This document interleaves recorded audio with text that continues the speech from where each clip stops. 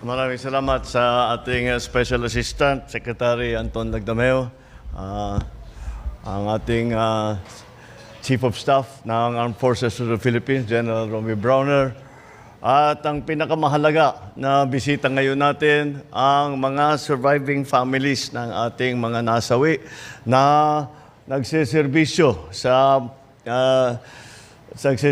para sa kanilang bansa.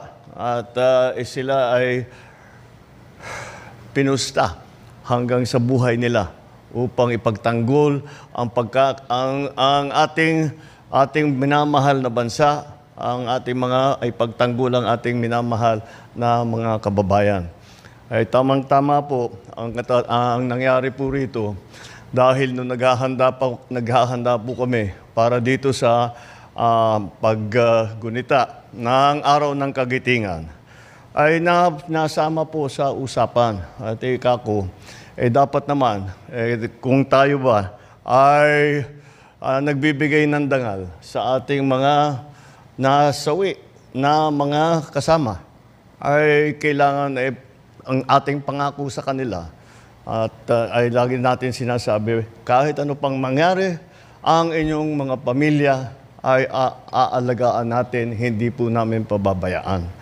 Kaya't nagtanong po ako at tinatanong ko sa kanila, ito ba mga benepisyo na ating ipinapangako sa mga nagseserbisyo para sa atin? Ito ba ay nabibigay ng tama? Ito ba ay nabibigay ng mabilis?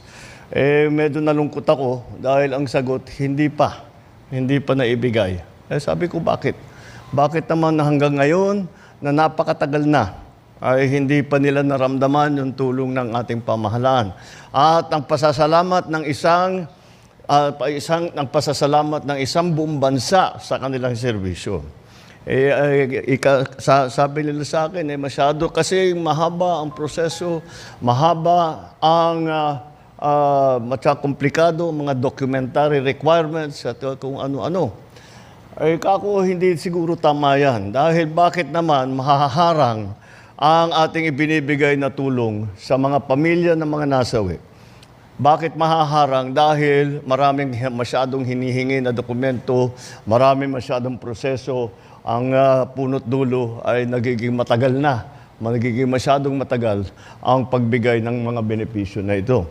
Kaya't ang aming ginawa ay sabi ko, tayo na ang magbuo ng mga dokumento. Tayo na ang mag-ayos ng kanilang mga pangangailangan upang maging mas makabuluhan ang ating selebrasyon sa Araw ng Kagitingan, upang mas mabibigyan ng kahulugan ang ating ginagawa ngayong araw na ito. Dapat sa araw na ito, maibigay na natin. Kaya't kayo, mga beneficiaries ng ating mga programa para sa mga pamilya ng mga nasawi habang sila ay nagsiservisyo sa bansa, ay ngayong araw na ito, masasabi ko, maibibigay na namin lahat ng inaantay ninyo na napakatagal. Hindi dapat naging ganito katagal.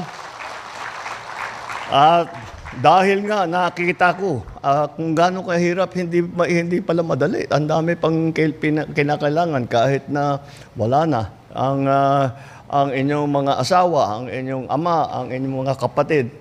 Kahit wala na, ay marami pang kailangan gawin upang matanggap ang benepisyo na galing sa pamahalaan.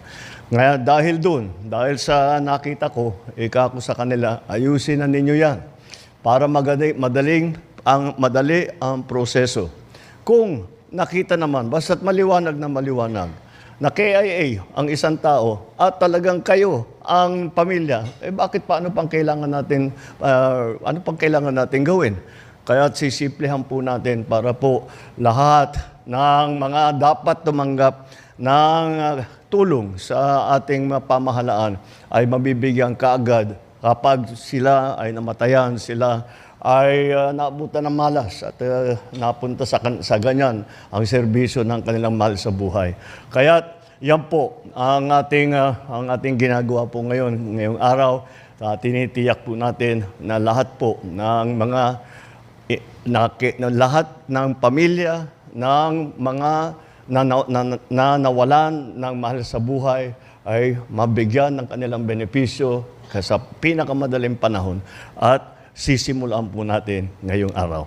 Maraming salamat po. At